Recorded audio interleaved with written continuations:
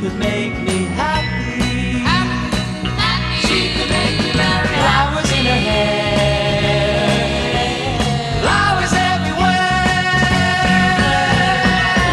I love the flower. Oh, I don't know just why. She said. What did the Beatles represent to you musically? Oh, what you could do. To us, it represented the possibility and the that they didn't know how to read or write music, neither did we. They wrote their own songs, well, we're going to do that too. When they started playing a keyboard, we added a keyboard, and we learned it. So we could play a keyboard song. We can work it out or something. And weren't you performing a lot of Beatles material? Oh, yeah, when the Beatles came out, that's what got all bands like ours, that got us work. Because now there's enough material to sing at a club. You can fill it with Beatles songs. Everyone knows you're going to do it. We had this little knack of being able to play Beatles songs. We could clone them pretty good, even for our age.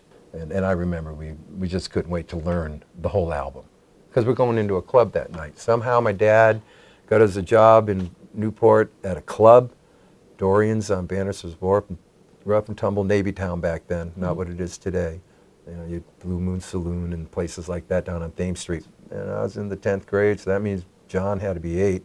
Barry was 10. I don't know how they allowed it, but we played clubs and we played Beatles songs. And how long would you play for in a night? 4 hours. 4? 9 to 1. Rock and roll, man. Yeah, rock and roll. And breaks?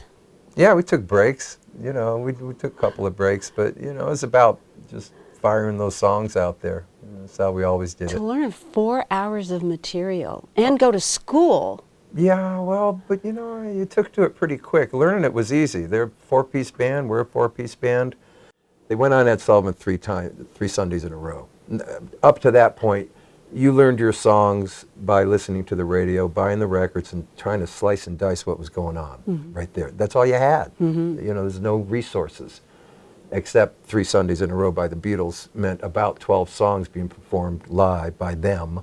You know, and we just all made time, watched and learned. You had one pass, you couldn't tape it, you couldn't, 8 o'clock Sunday night, I mean, you had to be in front of your TV set. You're going to get one look at this, but you're going to get 2 more Sundays of it, so now you're getting a lot, you know.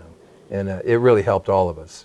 What was it like when you finally got to go on the Ed Sullivan Show twice? It was shocking because it was only 3 years later that we got on. Amazing. So, you know, we're trying to just learn, you know, day trip or whatever by watching. Got Barry off the drums onto a bass guitar, John on the drums, you know. So now I'm George, Bill's John Lennon, Barry, you know. I mean, we're doing it that way, and we're just a cover band. But as soon as we learned the Beatles were writing songs, I mean, we had started writing even before then. But boy, that really kicked in then because that was inspiring that they wrote all their songs. And Bill and I had dabbled with that anyway. We wrote our first song. I think I was 12. Or 13, which puts us in 62. Well, that's about the Beatles' time too, you know, same thing. So it all coincides with, look, we're teenage guys looking for any kind of a thing, and the Beatles brought it to us. You know, the butch wax went away, the hair came down. You know, we bought box amps, Ludwig drums, Gretsch guitars. It was crazy. Oh, I don't know just why she simply caught my